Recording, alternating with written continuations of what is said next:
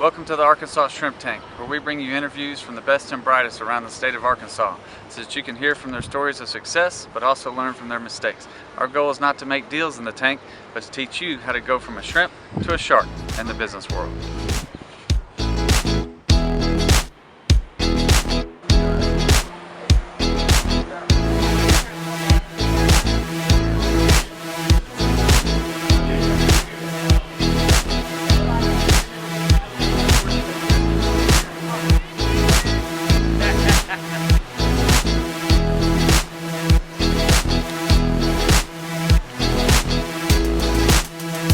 Hey everybody, welcome to the post-show wrap-up of the Arkansas Shrimp Tank.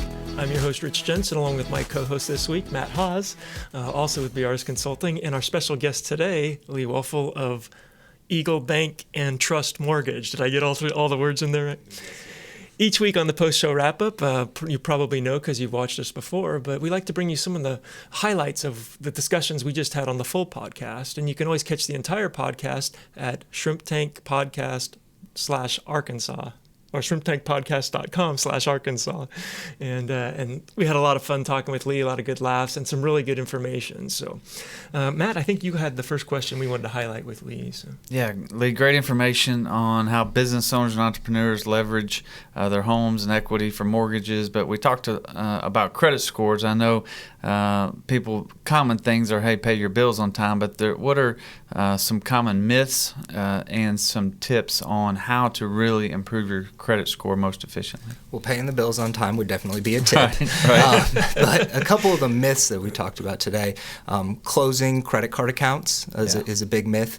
A huge percentage of the credit scoring model is the amount of revolving debt that you have available to you and what percentage of that debt you're actually utilizing. So when you close credit card accounts, it reduces the amount of revolving debt that you've got available to you, hence increasing the percentage of utilization, which has a really big negative impact. Which was really interesting. You said actually asking for an increase in your limit will actually help your score. Oh, yeah. You increase your credit limit and the percentage goes down, and the credit scoring model actually looks at that as a positive. Which is, if you're like me, totally counterintuitive. I would think, oh man, more debt potential, worse score. Exactly.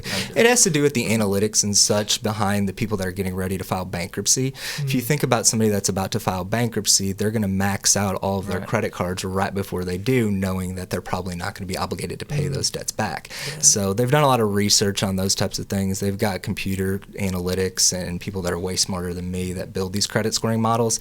Right. I just know what seems to work when I'm advising clients. Yeah. So that's good. And one of the things we also talked about, which I thought was fascinating, since this podcast and post-show wrap-up is geared towards entrepreneurs, we talked about, say I'm an entrepreneur, I've got my company growing, and I need more capital to get it going.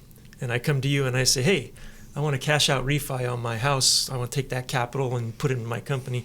What advice would you give me? Your answer was really interesting, so share with our viewers. Well, the first thing I would do is loop in the CPA. We need to talk about how you're going to be able to take advantage of the tax code by the way that you're leveraging your collateral, your home there. It might not make the most financial sense to actually take out a 30-year fixed secondary market mortgage in order to gain access to that capital. So first thing we want to do is loop in the CPA. Then we want to start looking at, is this mortgage interest going to be tax deductible? Is there going to be an advantage at looking at taking out a business loan and leveraging the home through a business loan that's probably going to have a little bit higher interest rate, but definitely going to have some tax benefits to it? So I've got software that kind of analyzes the pros and cons associated with different mortgage loan and commercial and consumer loan products. So I'd probably get somebody into my office, throw all the information in there, coordinate with the CPA, talk about the tax deductibility, and then formulate a plan on how to get them access to that capital as easy as possible. I encourage you to go back and listen to the entire podcast because there's a lot of good tips in there that you wouldn't necessarily come to your mind right away as an entrepreneur or business owner. Lee's been in the business for a lot of years, has helped grow the department from 3 to 100 employees. So there's a robust group behind there. So if folks want to find out more, talk to you more, we didn't talk about your book, but maybe ask you for a free copy of the book. What's the best way for them to get a hold of you? EagleBank.com, the mortgage section. I'm listed there. It's got all my contact information there. Speaking of the book, it's available for sale on Amazon. And that's The Mortgage Book. The Mortgage Book. Own your home without letting it own you. Own your home without letting it own you. Good. So that's the website's probably going to be the best way to get in contact with me. Well, I want you to be sure to join us next week. We'll have another great guest. It's an actual venture capitalist, formerly from the Silicon Valley, now starting her own firm, ATO Ventures, Jennifer Hopp. She'll be with us next week. You'll want to tune into the entire podcast for that. Until next week, stay safe, and remember, to become a shark in the business world, we all start out as shrimp.